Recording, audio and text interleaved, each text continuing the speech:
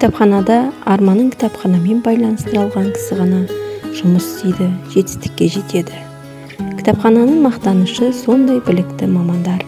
Бұл сөзді ардагер кітапханашы Есенбаева Ұрлығайым Құсайынқызы туралы да айтуға болады.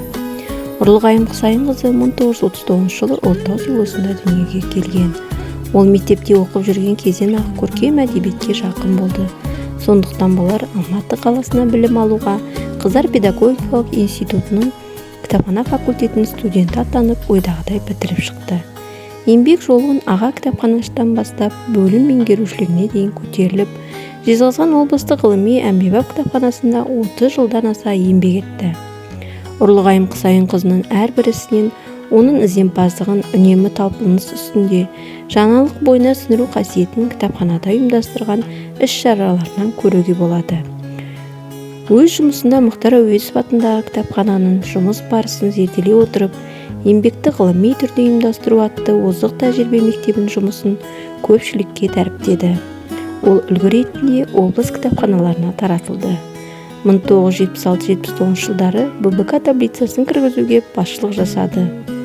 Облыстық ғылыми әмбебап кітапханасының кітап қорын керекті құнды кітаптармен толықтыруға зор үлесін қосты.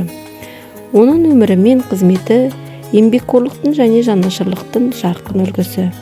Ұрлығайым Құсайынқызының қажырлы еңбегімен кітапханаға қосқан үлесі үшін 1984 жылы КСРО Мәдениет министрлігінің сыйлаған мәдениет қызмет көрсетудің үздігі белгісімен марапатталды. Облыста өткен шығармашылық туындылар жәрмеңкесіне қатысып, бір кітап бойынша жасалған кітап көрмесі жобасы үшін облыстық мәдениет басқармасының ақтау қағазымен марапатталды. 2001 жылы мәдениетті қолдау жылында жыл кітапханашысы номинациясына ие болды.